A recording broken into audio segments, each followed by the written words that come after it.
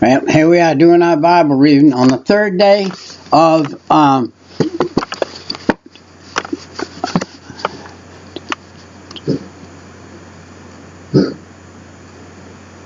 let's see, the first month, January, the third day of 2019. And the whole earth was of one language and one speech. Now, when you get a group together that all speak the same language, they can devise all kinds of mischief. And that's what happened. And God wasn't happy about that. So we're going to see what he did. And it came to pass that they journeyed from the east, that they found a plain in the land of Shinar, and they dwelt there. And they said one to another, Go to, let us make brick and burn them thoroughly. And they made brick and burned them thoroughly. And they had brick for stone and slime and for mortar.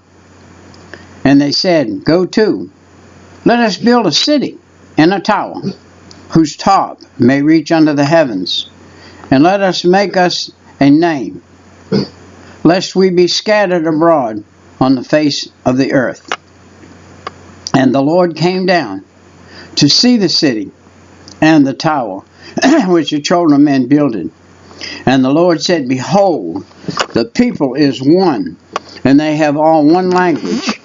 And this they began to do.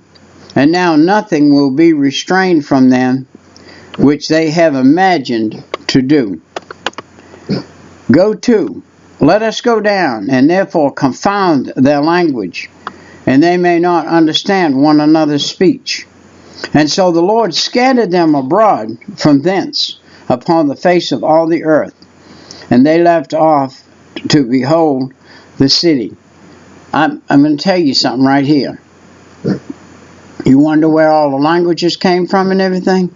It was a divider to divide the peoples. Otherwise, they would be against God, all as one whole world against God, and pretty much are even today. And so, verse 9, Therefore is the name of the city Babel, because the Lord did there confound the languages of all the earth, and from thence did the Lord scatter them abroad upon the face of the earth. These are the generations of Shem, was 100 years old, and begat Arphaxad 2 years after the flood. Now, we are 2 years. We are 2 years after the flood. And he's talking about this guy. It's probably been maybe 200 years.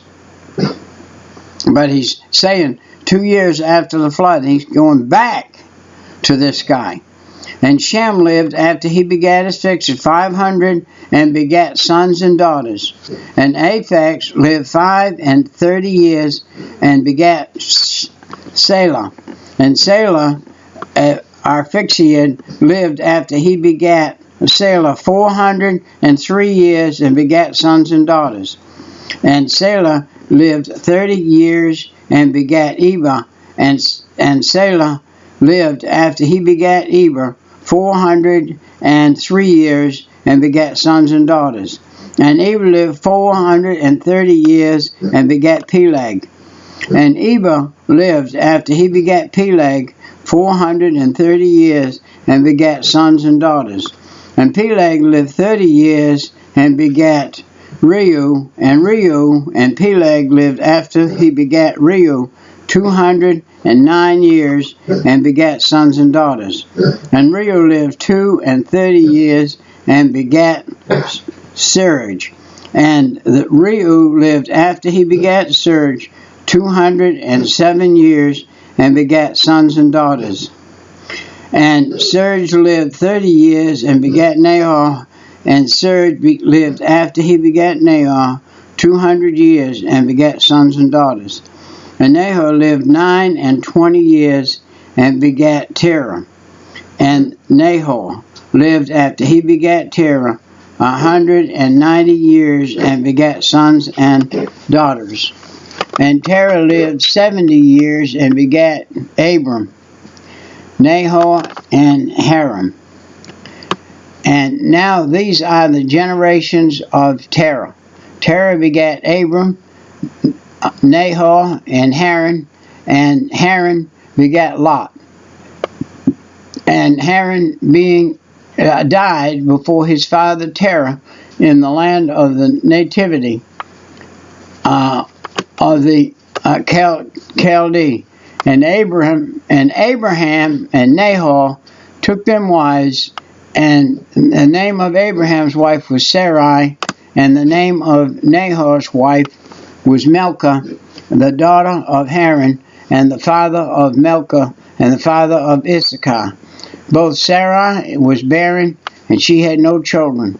And Terah took Abram his son, and Lot the son of Haran his son's son, and Sarai his daughter-in-law, and the son of Abram's wife, and they went forth with them from Ur of Chaldees to go unto the land of Canaan. And they came to Haran, and dwelt there. And the days of Terah were 205 years, and Terah died in Haran. I'm going to stop right there for a minute and talk to you about verse 26 through 32. And talk about God starting a line of people. Now God knew every single soul that was ever born. He knew every man that was ever born, every woman, every person. But there's a group right here, in these 6 verses right here, the 7 verses that God's beginning, He is going to pay double attention to, and He is going to use them in His kingdom to start a work that is carried on all the way up till right till today. And this work was the beginning of Jesus Christ, His lineage, coming on this earth and being here. And He started with Abraham. God picked a man named Abram, and He took Abram and He called his name Abraham. And He's made him to be the father of all spiritual generations. All the way up to here, all these people that have been born were not people that served God. And God had to work on that. He had to work on that, had to work on that, had to work on it, had to work on it, had to work on it. And He's always had to work on it, and He's still having to work on it. He's still having to work on people today to get them to follow Him. Well, we'll see you on our next reading. Bye-bye. Let me see.